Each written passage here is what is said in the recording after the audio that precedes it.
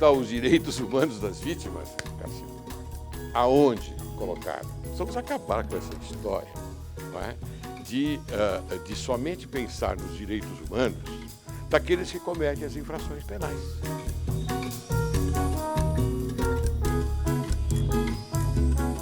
Hoje nós temos o prazer de receber Laércio Laurelli, desembargador do Tribunal de Justiça de São Paulo.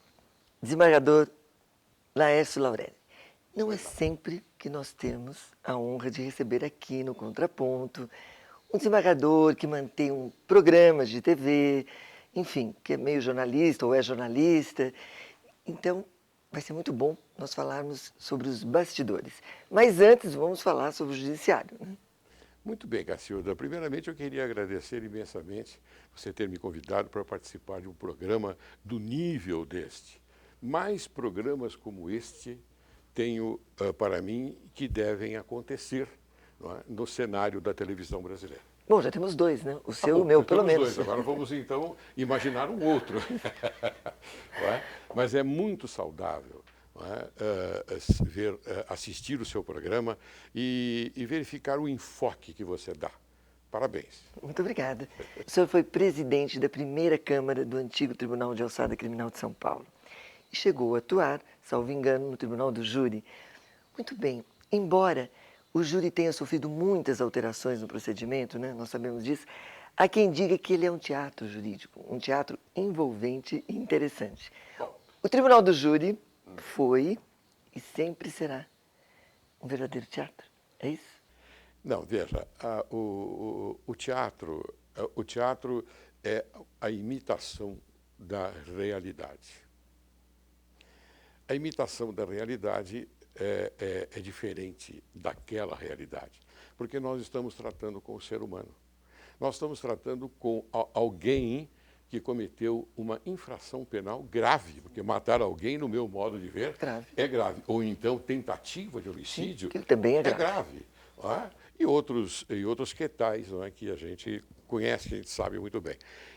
Entretanto, eu posso aqui afirmar que não é um teatro.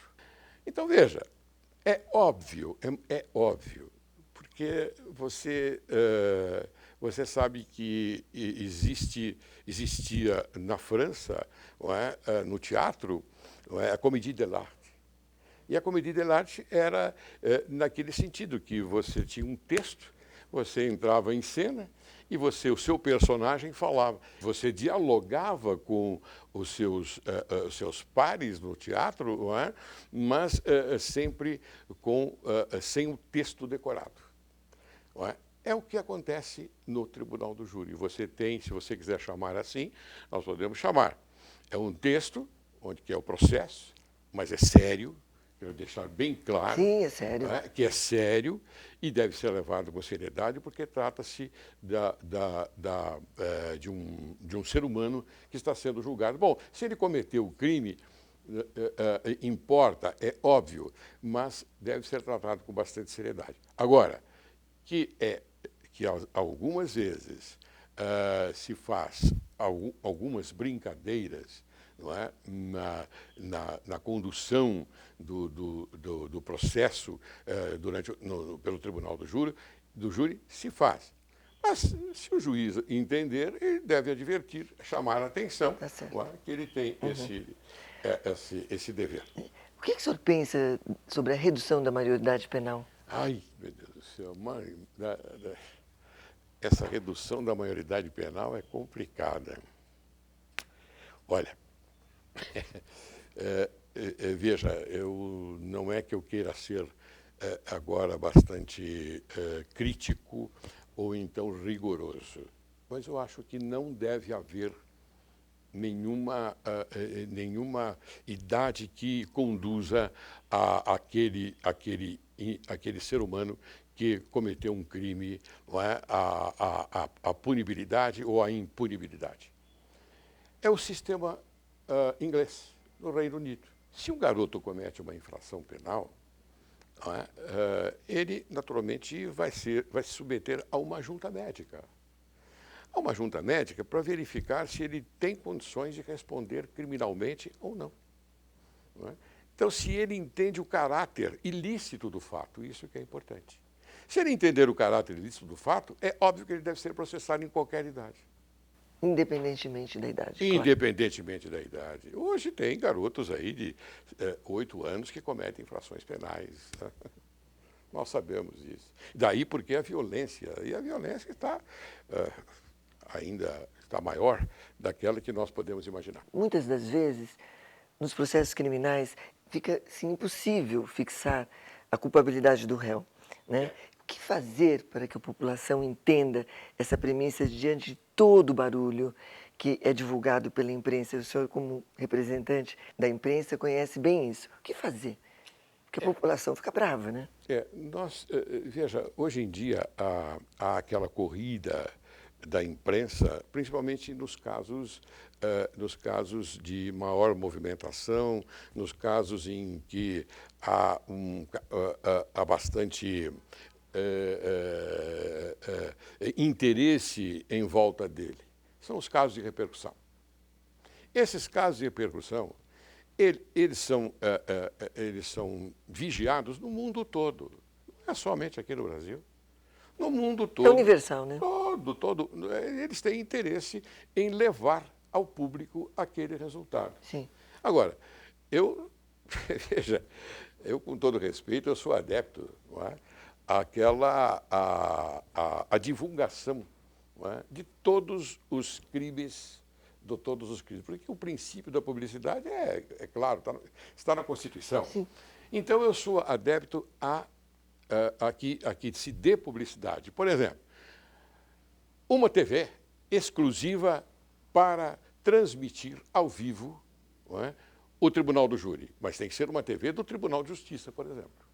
Ou então a TV... Da própria TV Justiça. Exatamente.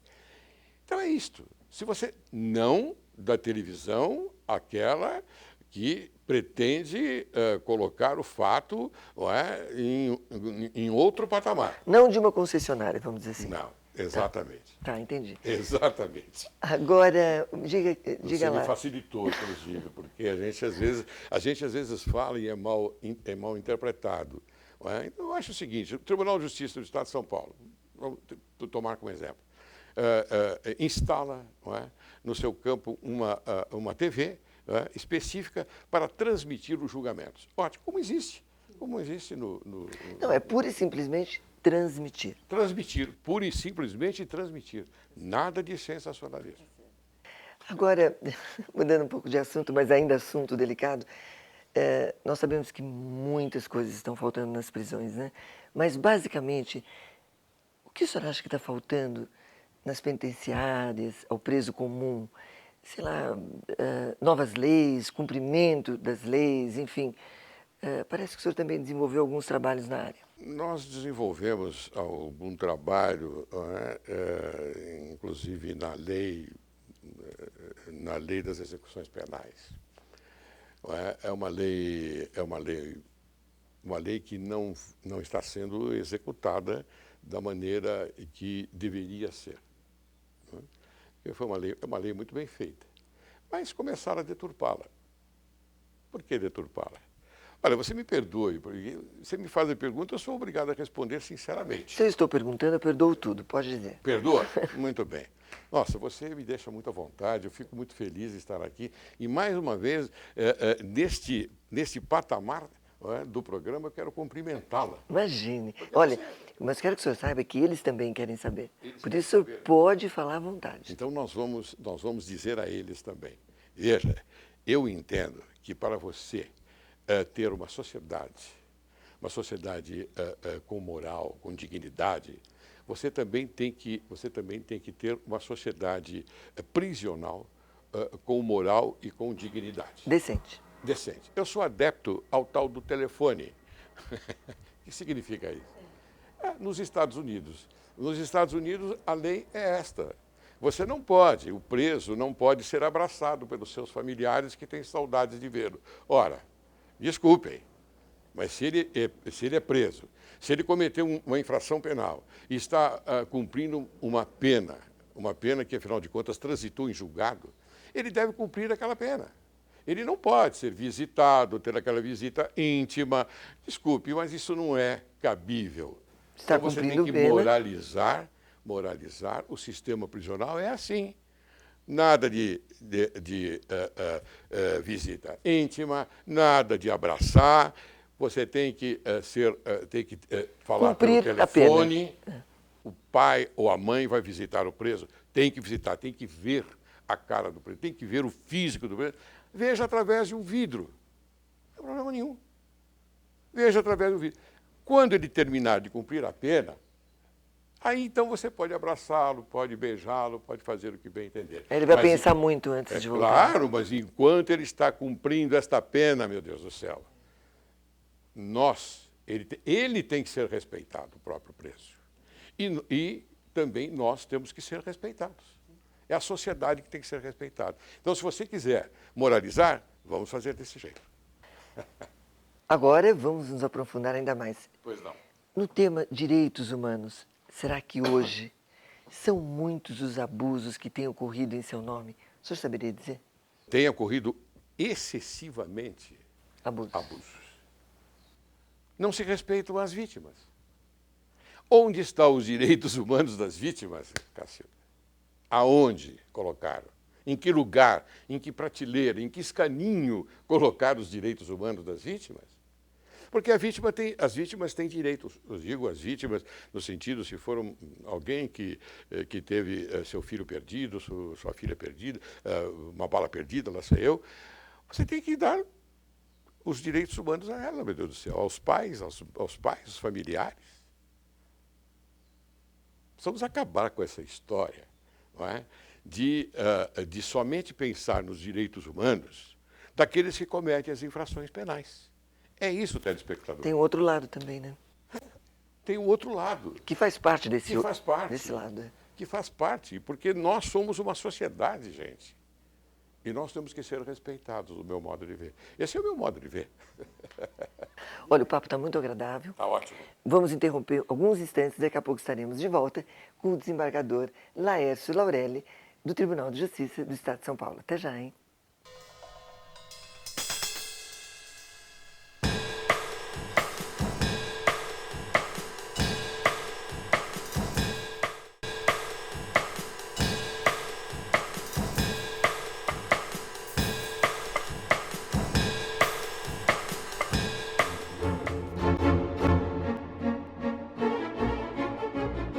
Hoje levarei a sua alma.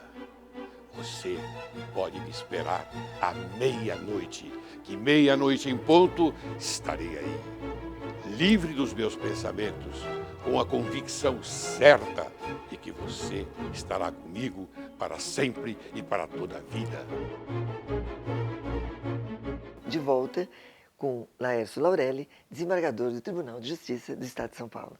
Desembargador Laurelli, vamos aos bastidores agora, finalmente aos bastidores. A verdade é que o senhor foi ator e dublador de filmes, dentre os quais À Meia-Noite Levarei Sua Alma e À Meia-Noite Encarnarei no Seu Cadáver. Desembargador, até eu fiquei assim arrepiada quando li os nomes. Conte para nós um pouco, hein, dessa veia criminal, ou alma jornalística, não sei bem. Não, Cacilda, eu me lembro. Mas eu arrepiei, viu? É verdade? É. Não. A história é muito bonita. A história é muito bonita, pelo menos eu acho. Os títulos são fortes. Porque eu iniciei no teatro há um longo tempo atrás, óbvio. Eu fazia teatro amador. E, de repente, eu interpretei... Como ator? Como ator.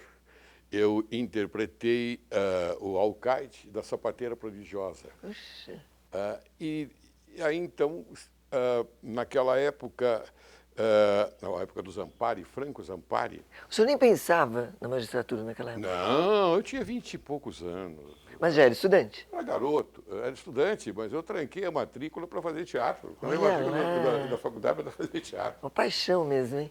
É uma paixão, é uma paixão. Até hoje eu tenho essa paixão. Então, veja, eu fazia esta peça do Teatro Amador, tanto é que eu ganhei um prêmio, e isso até me incentivou muito. Que prêmio, hein? um prêmio como melhor ator coadjuvante. Puxa vida. Então, coincidentemente, abriam-se as vagas no Teatro Brasileiro de Comédia. Naquela época, Teatro Brasileiro de Comédia, Sucesso. isso em 1958. Vamos Maravilha. lá, muitos anos, não é? E então eu fui fazer o tal de teste. Quem estava lá? Nada mais que Alberto da Versa, Fernanda Montenegro e Fernando Torres. Veja só. A grande Fernanda Montenegro.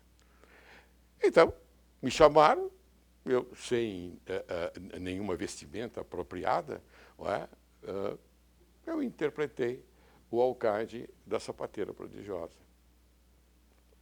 E, de repente, o Fernando Torres, pode parar. Falei, acabou. Tipo assim, tá dispensado. Acabou o assunto. Pronto, vou embora para casa, vou continuar no Teatro Amador. Os outros que estão aí podem ir embora. O ator já está contratado. Você está contratado, viu? Nossa, Meu Deus do céu, foi uma coisa, tremedeira. imagina. Uma tremedeira. Imagina. E eu estreiei no Teatro Brasileiro de Comédia, no Rio de Janeiro, com a peça Dama de Copas, de Abílio Pereira de Almeida, em 1950. Em cartaz, quanto tempo? Ficou durante muito tempo lá no Rio de Janeiro. E depois, então, me transferi para o teatro, para Tônia Tchely Altran. E eu fiz várias peças no Você fez Teatro Mestre, carreira Rio no de Janeiro. teatro? Eu fiz carreira. Eu trabalhei durante quase 6 anos. O senhor já tinha essa voz, assim, forte, desde Eu aquela fui época? obrigado a fazer impostação de voz com uma das maiores, brilhantes, a Alice Pinkerley, a mãe da Nietzsche Alice. E nunca mais esqueceu também, né? Nunca mais ela me colocou, mas ela era uma professora magistral. Não é? Então ela me colocou, tanto é que eu não falo com as cordas vocais, eu falo com o diafragma. Nossa, isso é uma dádiva. Eu falo com o diafragma. Então a minha voz é impostada. E não força, pode dar Não. quantas aulas quiser. Posso, exatamente. Para aulas, então, maravilhoso. Não é? Então, essa é a minha experiência de teatro. E eu estava, aí você me perguntou do José Mojica, né? Sim. Que é o Zé do Caixão. Sim. Não é? O senhor, inclusive, acabou se tornando a voz oficial do Zé do Caixão. Como foi isso, hein? E você quer que eu te conte a história? Quero, Claro. todinha. Muito bem. Eu era diretor de dublagem do estúdio da Odil Fonobrasil no Sumaré, aqui no Sumaré. E, de repente, eu estava gravando dublando, não é? Um ator italiano, Caratenudo. Mário Caratenudo. E, de repente, nós paramos a gravação porque adentrava o estúdio o José Mojica. Ele estava procurando um ator para gravar a voz dele. Ele conversou comigo no sentido de que se eu podia gravar o filme que ele havia feito. Eu disse, poxa vida, é uma honra para mim. Ele falou, eu adorei a sua voz. E então fiz alguns testes para ele adorou. E eu gravei com a minha própria voz, porque aí é a interpretação do ator. Eu gravei o primeiro, o segundo, como você disse, depois então ele passou a gravar os próprios filmes. Por quê? Porque ele começou a dar entrevistas. Ele é uma pessoa muito inteligente. E aí ficou gravado, começou a se gravar. Exatamente. Ele é um homem muito inteligente. Eu parabenizo porque a carreira dele é brilhante. Houve esta sinergia, não é? Entre a voz dele e também essa contradição entre a voz dele e a voz gravada por um ator. Claro. Não é? Aí então ele começou a gravar os filmes dele. Eu até achei bom, E as vozes eram muito diferentes? Bastante diferentes. Como era a voz? A interpretação? Como era a interpretação feita por você? A minha netinha, Maria Luísa, vai ficar com medo. Bom, mas eu já arrepiei, né? Agora vamos até o fim. Bom, veja, não é exatamente o texto, mas eu vou aqui usar de uma técnica, né? E vou tentar passar para você. Você quer mesmo que eu fale? A nossa curiosidade, por favor. Hoje levarei a sua alma.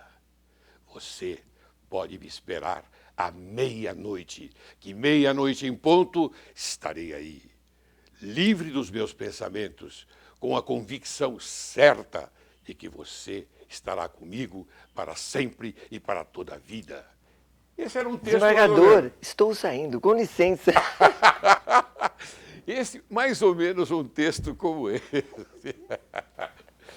Que medo, mas que voz forte. É, né? Pai, mas essa olha já que beleza, é viu? uma interpretação assim, mais ou menos, viu?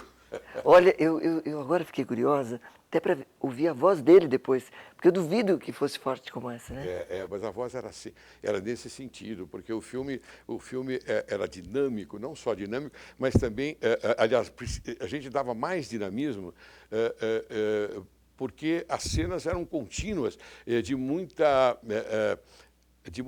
violência, mas uma violência diferente, sabe? Então você tinha que acompanhar aquilo na voz. E que era a morte, né? A morte. Era exatamente a morte. Aonde você chegava à morte. Quer dizer, a gente tinha que dar a interpretação dela, né? Ao fim, né? É o fim, é o fim. Agora nos bastidores do seu programa, existe um perfil comum em todos os juízes que o senhor entrevista? Sei lá, talvez um comedimento, seriedade ou descontração, não sei. É difícil você descontrair aquele magistrado que já está no tribunal, no judiciário há algum tempo.